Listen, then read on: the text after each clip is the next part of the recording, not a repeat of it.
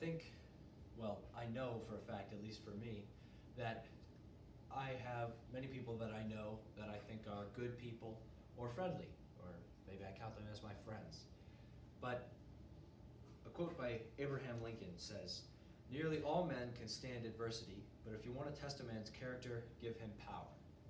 And I think that that's very true. And I think that this is one of the most true things that Abraham Lincoln said. Well, he said a lot of true things.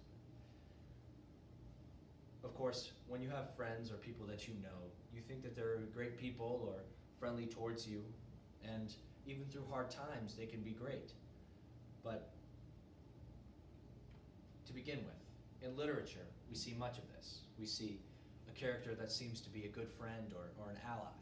And during good times, they stay with you, they stand strong, but then there comes a time when they have the power over you, and instead of using it properly, they abuse their power over you, and they use it for their advantage. But this isn't just true in literature. It didn't come from nowhere. Even in real life, all around us, if you give a man power, let's say the president or a king, who's to say that he's as good as he is when he doesn't have that power? Who's to say that he is such a perfect guy given by God to lead us when maybe he just wants the power for himself?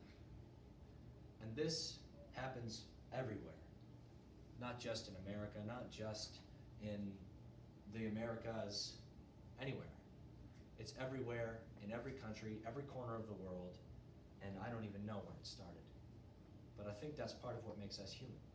Not necessarily the abuse of power, but the ability to want power, the need to have power over something, because it's all that we know. Even in ancient times, there was the chief of the village who would make all the decisions, and even in that time there was corruption. People who would use that power for their own benefit. But who's to say it was so bad back then? What gives us our morally high up state now? What led us to this point where somebody abusing their power is bad? Objectively, using your power for yourself is what you want to do, no? But today we see things quite differently than that. And to test somebody with their power makes me wonder, does the average person think of themselves as somebody who could use power nobly? Could somebody really turn the camera inwards, look at themselves and wonder, if I had power, would I be a good ruler? I asked that question of you. What do you think? Do you think that you could have power and use it for the benefit of all, or just for yourself?